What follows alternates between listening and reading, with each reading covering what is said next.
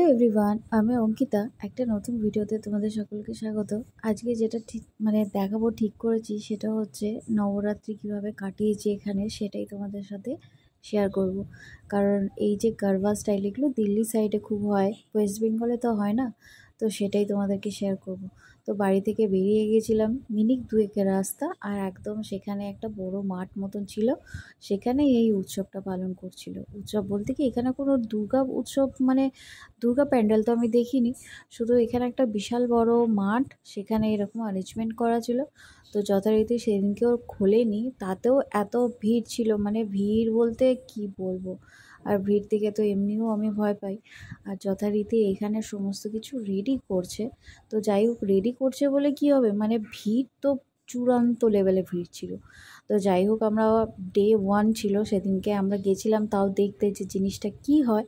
আমরা কোনোদিনও এই জিনিসটা ফিল করিনি, বা কোনোদিনও গারবা জিনিসটা কী হয় সেটা টিভিতেই দেখেছি, চোখে দেখিনি। তো আজকে সেটাই এক্সপিরিয়েন্স করতে এলাম আর কি। তো যাই হোক, বাইক থেকে নেমে চলে এসেছি। আর এখানে তো যথারীতি ভিড়, আর এখানে হচ্ছে একটা পাস বানাতে হয়, সেই পাস অনুযায়ী তুমি এখানে ঢুকে নিজের মতন করে গারবা করতে পারো। তো এখানে 3খানা জায়গায় এরকম ছোট ছোট করে, ছোট নয় বিশাল বড় বড় জায়গা স্পেস দিয়ে দিয়েছিল, যেখানে ছেলেমেয়েরা একসাথে এইরকম গারবা করছিল। প্রথমে তো দেখেছিলাম এক জায়গায় শুধু মেয়ে আর এক জায়গায় শুধু ছেলে, তারপরে দেখলাম ছেলে মেয়ে সব মেশানোই রয়েছে। তো এখনও সেরকম এরকমভাবে কি সুন্দর, আমার সত্যি বলছি এটা ফার্স্ট ছিল ফিলিংসটা, যেখানে আমার এত ভালো লাগছিলো এই জিনিসটা, কিন্তু মনে হচ্ছিলো আমিও করতে পারবো, কিন্তু আমার স্টেপ একদমই হবে না আমার দ্বারা। তো যাই হোক, এর আগেও একটা শেয়ার করেছিলাম তোমাদের সাথে ভিডিও, গারবা যে উৎসবটা হচ্ছিলো সেখানে। তো যাই হোক, এখানে এইরকমভাবে কত জায়গা দিয়ে কি করব, 4টে জায়গায় এরকম করা ছিল, সবাই এরকম নাচছিল। আর বিশ্বাস করো, নবমীর দিনকে এত ভিড় ছিল, আমি ঢুকবো কি, বাইরে থেকে দেখেই আমি পালিয়ে গেছিলাম, এতটাই ভিড় ছিল। এখানে দুর্গা প্রতিমা তো আমি দেখতে পাইনি, শুধু এখানে গারবাই হয়। আর সেটা হচ্ছে সন্ধ্যে 6টা থেকে শুরু হয়, রাত্রি 10টা অবধি চলে। লোকেদের এনার্জিও সত্যি এতক্ষণ ধরে নাচাটা সম্ভব নয়। আর দেখো, ছোট ছোট মেয়েরা কি সুন্দর এই জিনিসটা করছে, স্টেপগুলো এত ভালো লাগছিল আমার, কি বলবো। এটাই দেখতে গেছিলাম নবরাত্রি ফার্স্ট ডে, যেটা হচ্ছে মহালয়ার পর দিন থেকেই শুরু হয়ে যায় এখানে, সেটাই হচ্ছে।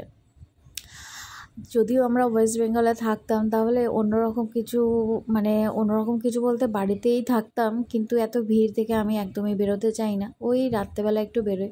আর এখানে একটা নিয়ম আমি দেখলাম, রাত্রেবেলা সব বন্ধ হয়ে যায়, বন্ধ তোমার দোকানপাটও খুলে রাখতে দেবে না, সব 10টার মধ্যে সব ক্লোজ করে দেয়। সেদিনকে রাত্রি ছিল 11টার মধ্যে পুলিশ এসে সবকটাকে তাড়া দিয়ে দোকান বন্ধ করছিল, সেই এক্সপিরিয়েন্সটাও আমার কাছে ফার্স্ট ছিল। এইরকম হবে যে সেটা একদমই ভাবতে পারিনি। তো তোমাদের এই ভিডিওগুলো কেমন লাগছে সেটা অবশ্যই আমাকে কমেন্ট করে জানাবে। আর তোমরা কারা কারা কোথা থেকে দেখছো, আর অবশ্যই, আর সবথেকে বড় ব্যাপার, আমার ভিডিওগুলো কার কীরকম লাগছে সে তো অবশ্যই কিছু কিছু লোক কমেন্ট করছে আর পাশেও আছে। আর সত্যি কথা বলতে, যারা আমাকে ফুলের ভালোবাসা দিয়েছো তাদেরকে অনেক অনেক ধন্যবাদ। যেমন হচ্ছে, তার মধ্যে আমি বলে দেবো হচ্ছে, ফুলের ভালোবাসা যারা দিচ্ছে: সুব্রত বসাক, এক হচ্ছে সুচিত চক্রবর্তী, এক হচ্ছে ডালিয়া ব্যানার্জি, আর এক হচ্ছে সৌম্য গাঙ্গুলি। তো যাই হোক, এরা হচ্ছে আমাকে অনেক সাপোর্ট করেছে, এই স্টার ফুলের ভালোবাসা যেটাকে বলে সবাই, আমিও সেটাই বলছি, সবাই আমাকে দিয়েছে।